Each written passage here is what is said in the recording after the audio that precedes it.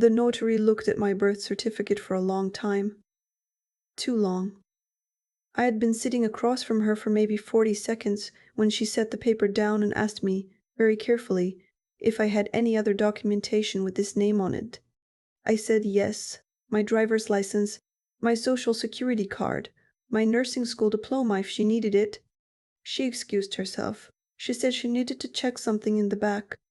I sat in that beige office chair and told myself it was a routine thing. I was there to have my signature notarized for a mortgage application. Nothing dramatic, just a first-time home buyer doing paperwork on a Tuesday afternoon, and notaries check things all the time. It was their job. I should not be nervous. I was very nervous. She came back 8 minutes later with a man I hadn't seen before. He introduced himself as the office manager. He asked if I had a few minutes to sit down. That was when I understood that something was wrong with my birth certificate. I just didn't know yet how wrong.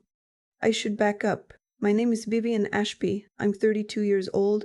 I work as a labor and delivery nurse at a hospital outside Charlotte, North Carolina. I have red hair that I inherited from nobody I've ever met, and freckles across my nose that my aunt always said came from spending too much time in the sun, which was her way of making me feel like even my appearance was something I had done carelessly.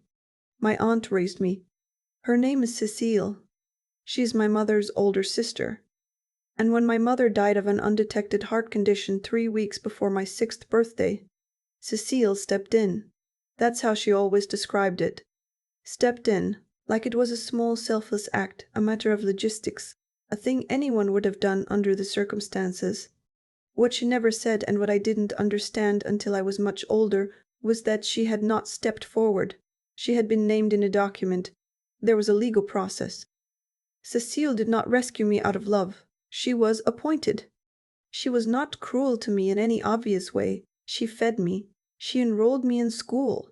She attended my graduations with an expression that landed somewhere between bored and relieved, like watching someone else's obligation finally resolve itself. She had a daughter of her own, my cousin Paige, who was 4 years older than me and who occupied every room she entered in a way I never quite managed. Paige was loud and certain and took up exactly the right amount of space. I was quieter. I stayed close to walls. I got very good at not being noticed. "You were always easy," Cecile told me once when I was in high school. She meant it as a compliment. I understood even then that easy was not the same as love. I left for nursing school at 18. Cecile drove me to the campus, helped me carry 2 boxes up to my dorm room, and hugged me at the door the way you hug someone you're only vaguely related to by marriage. Then she left, and I stood in that bare little room by the window and felt something shift.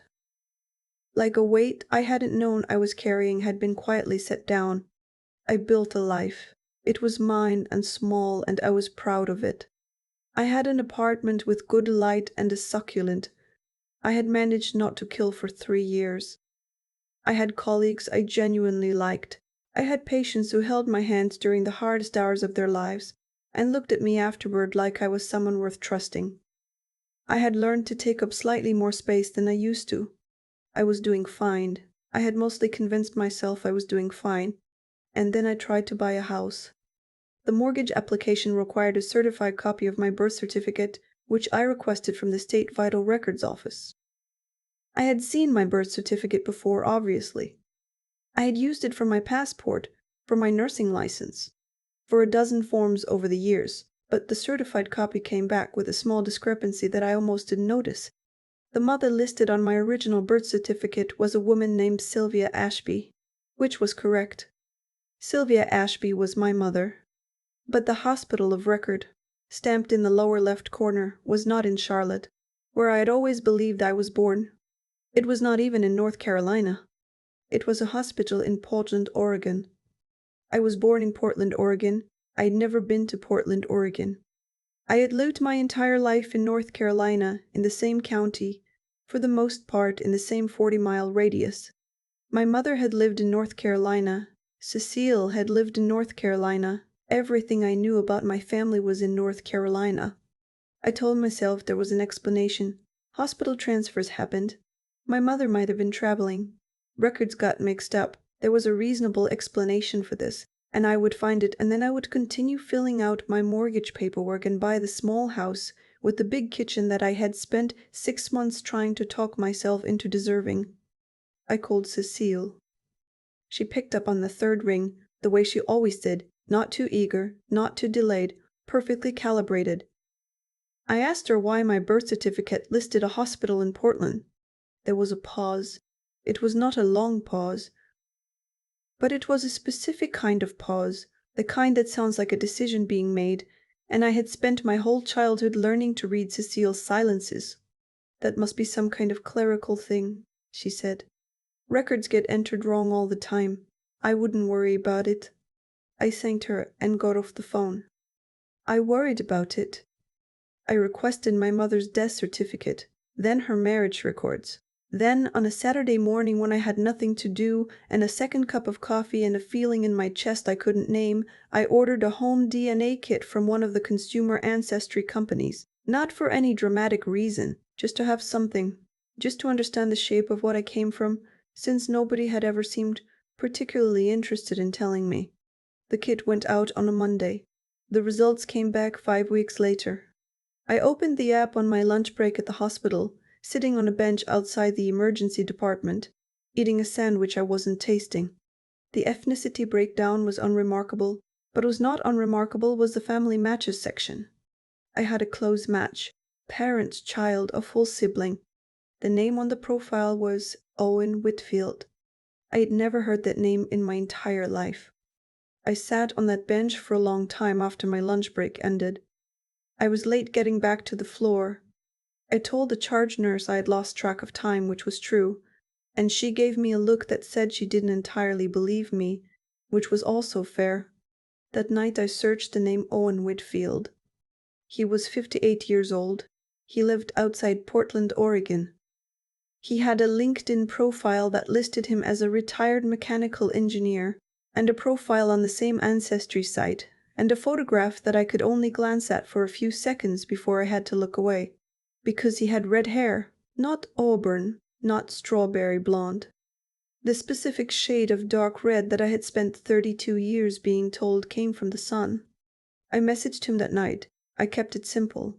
I said I had come up as a close family match on his profile, and I was trying to understand what that meant, and I was sorry to contact him out of the blue. He replied in 11 minutes. I have been waiting for this message for 28 years. Please call me whenever you're ready. I will pick up. I was not ready. I waited 2 days. I called him on a Thursday evening, standing in my kitchen holding the glass of water I kept forgetting to drink. He picked up before the first ring finished. His voice was low and careful and shaking at the edges. He told me that his younger sister, a woman named Rosalind, had given birth to a daughter in Portland on October 3rd, 29 years ago.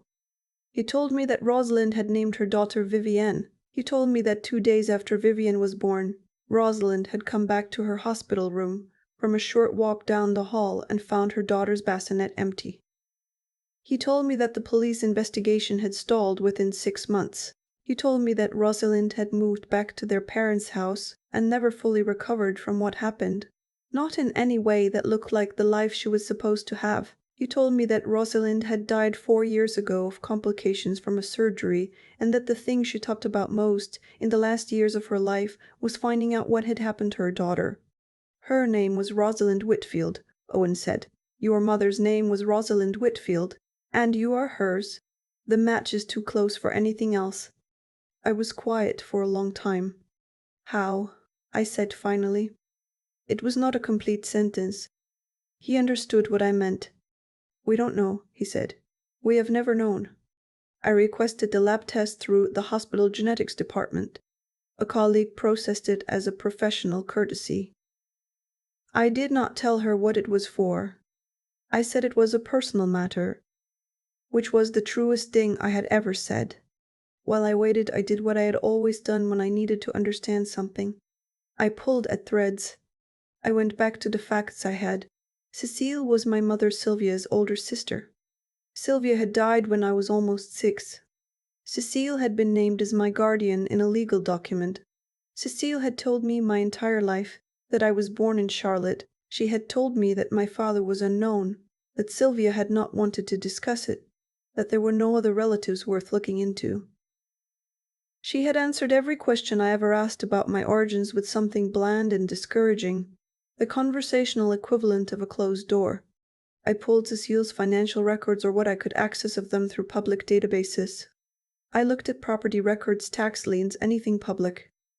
What I found was unremarkable on the surface, but then I found something in a local court archive that made me put my coffee down. In the year I was born, Cecile had been facing a civil judgment. A creditor had filed against her for a substantial sum. A few months after the judgment was filed, it was withdrawn. The creditor settled. No terms were listed publicly. A few months after, I was born. I sat with that for a long time. I do not know exactly what Cecile was paid, or by whom, or how the arrangement was structured. I may never know all of it. What I have been able to piece together with the help of the attorney I eventually hired and the federal investigators who took over when the scope became clear is an outline. A woman named Cecile Pruitt had debts she could not cover and a connection, through a neighbor who has since died, to a man in Charlotte who trafficked in private adoption arrangements that bypassed legal channels entirely. That man had clients who wanted infants. Rosalind Whitfield's daughter was taken from a Portland hospital by a woman matching the description of a nursing assistant who left the staff 6 weeks after the incident and was never located. The baby was transported across state lines. The paperwork was falsified by someone with access to North Carolina vital records who has also, apparently, died. Cecile received an infant and had her debts cleared, and told a story about a dead sister's child that was technically adjacent to the truth in the one detail that mattered least. My name was already Vivienne. They kept the name. I don't know why. Maybe it was easier. Maybe it was the one thing Cecile allowed herself to keep intact. She raised me, knowing. Every single morning for 26 years, she looked at me across a breakfast table and knew. The lab results came on a Wednesday. Owen Whitfield was my mother's brother, which meant the match was consistent with an uncle-niece relationship, which was exactly what we already believed, which meant it was real. I drove to a parking lot outside a grocery store and sat in my car for 20 minutes. I did not cry right away. I cried later, in the shower, in the dark, with the water running hot until it went cold. Then I called a lawyer. Her name is Edaeze Park. I found her through a colleague who described her as the kind of attorney who makes the other side uncomfortable just by being in the room. I needed exactly that. I told her everything. She listened without interrupting, and when I finished she was quiet for a moment in the specific way that people are quiet when they are organizing something into categories. What was done to you has a name, she said. Several names, legally speaking. Interstate transport of a minor. Fraudulent alteration of vital records. Receiving stolen property, though I find that phrase grotesque in this context. She paused. There is no statute of limitations on the federal trafficking charge, and the fraudulent vital records are an ongoing crime because they're still in use. Every time you presented that birth certificate, the fraud has been active. What about Cecile? Cecile Pruitt knowingly received a child she understood to have been obtained illegally, raised her under a false identity, and prevented her from discovering her biological family for 3 decades. That's not a technicality. That's a federal matter. I didn't sleep well after that. I lay in my apartment with the lamp on and thought about Paige, my cousin, who I had grown up alongside and who had always treated me with the particular low-level dismissal of someone who has never had to try. I thought about whether Paige knew. I thought about every Christmas and every birthday and every moment Cecile had looked at me with that careful, calibrated distance, and I wondered what she had told herself, what stories she had built in her head to make it livable. I thought about Rosalind Whitfield, who had walked down a hospital hallway and come back to an empty bassinet. I thought about what that must have done to a person. I thought about Owen, waiting 28 years to receive a message that might never come. I decided not to warn Cecile. Edaeze advised against it for legal reasons. I agreed for a different one. I had spent my entire life softening things for Cecile's comfort. I was finished with that. The meeting was at Edaze's office on a Friday morning. We told Cecile it was about finalizing my mother Sylvia's estate, a dormant matter that had never been fully closed. Cecile arrived in a good coat, carrying a leather bag, looking exactly as she always looked, composed and slightly inconvenienced. She didn't notice the federal investigator seated near the window until Adize introduced her. I watched Cecile's face.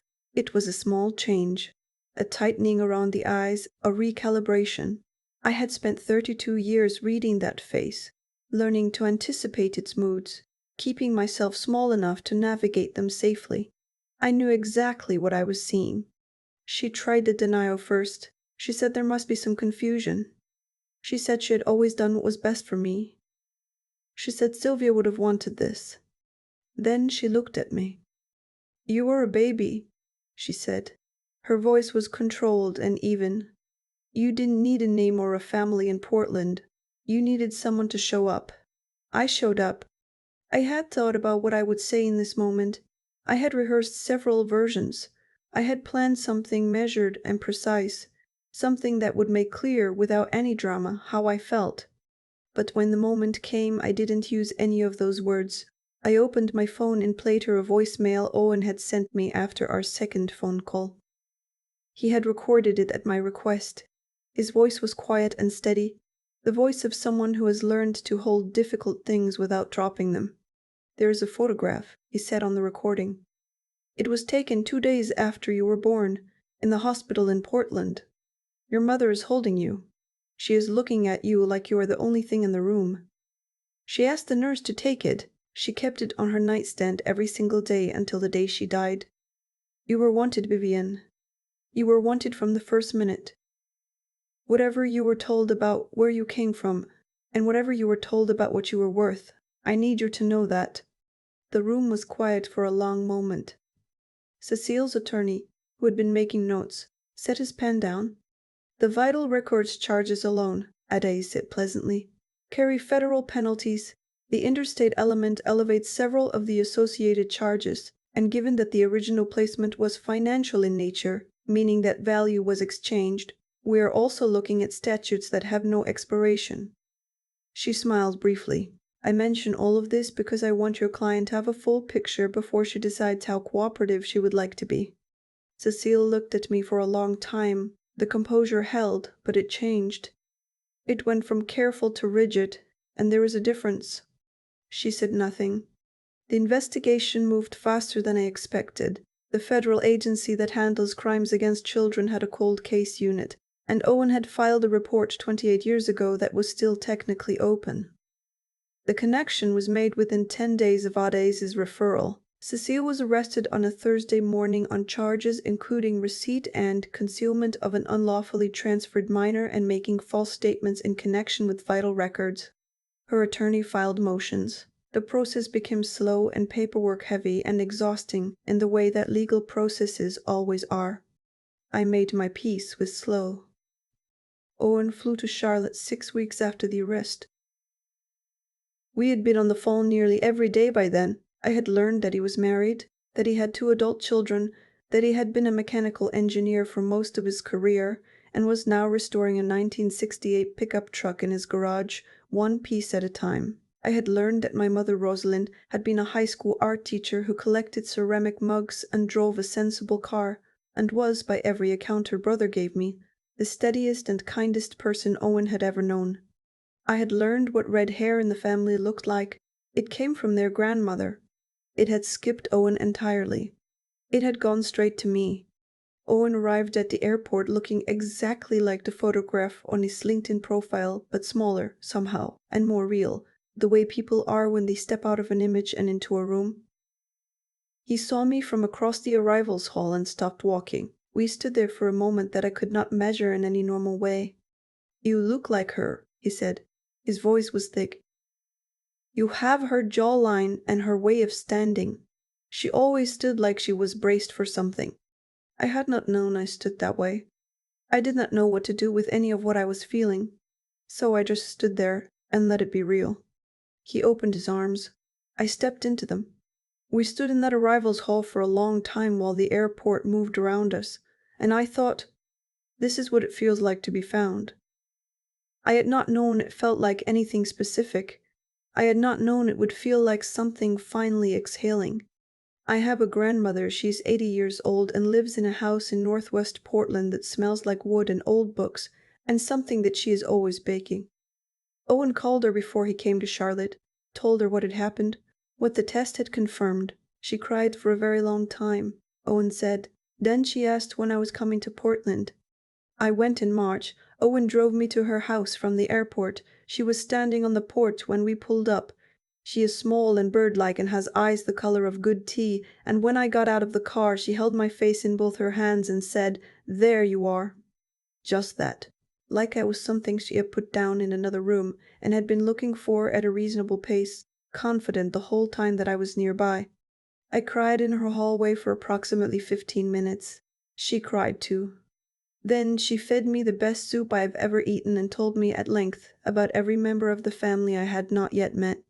I have cousins, 3 of them, through Owen, scattered across the Pacific Northwest. I have a second cousin who is also a nurse, which Owen found extraordinarily funny for reasons I am still untangling. I have a family history that goes back to Sweden on one side and a complicated tangle of Scottish and Irish on the other, which explains a great deal about the hair.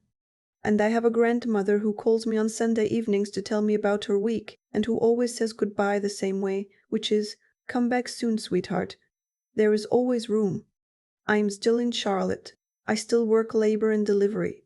I still have the succulent, which has now survived 4 years and which I consider a personal achievement. The house purchase was delayed by several months while the legal situation sorted itself out.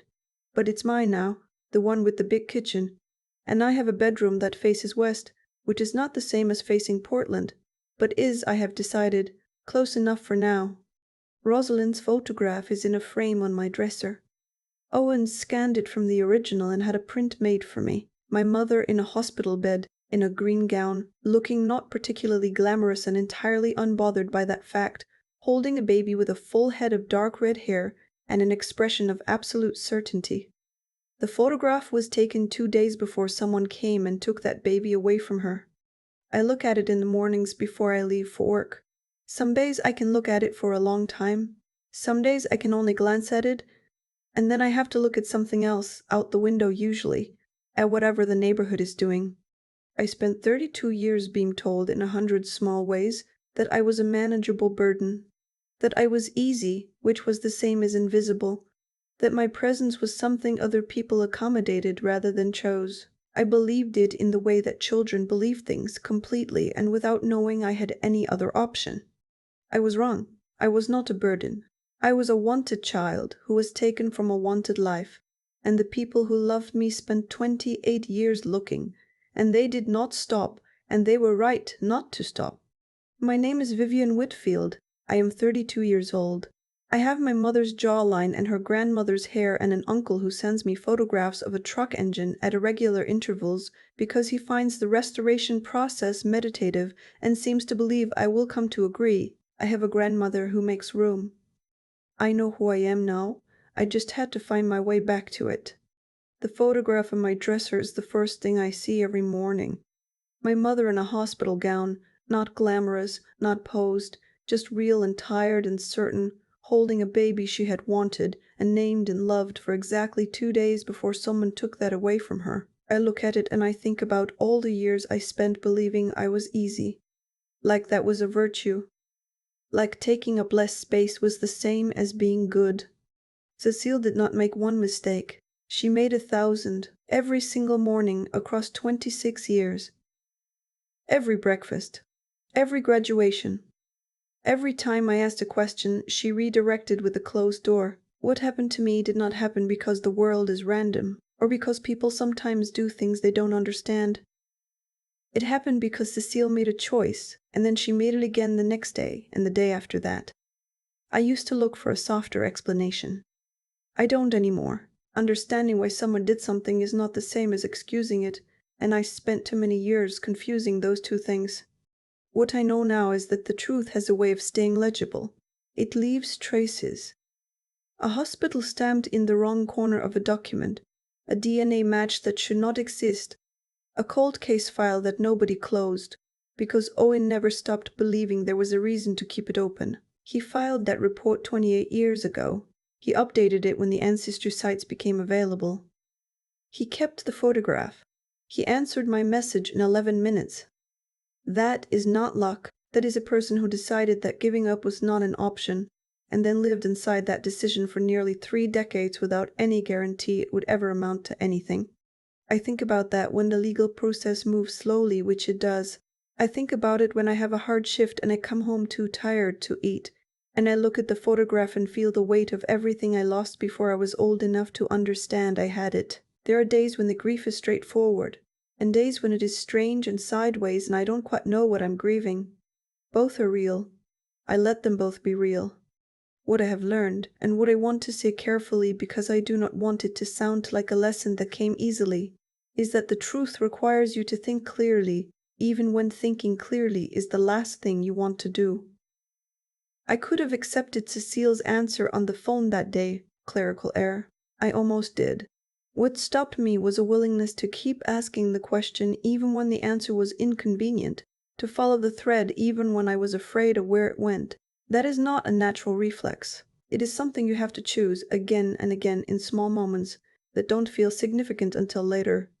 And the doing of it, the actual sitting down and pulling records and calling lawyers and walking into difficult rooms, that required something I did not know I had until I needed it. I was raised to be easy, to shrink, to thank people for the bare minimum. But I was also, somewhere underneath all of that, the daughter of a woman who held me like I was the most important thing in the room. I think I was carrying that the whole time. I just didn't have a name for it until I saw the photograph. My name is Vivienne Whitfield. I know who I come from now. And I am, for the first time in my life, exactly the right amount of difficult.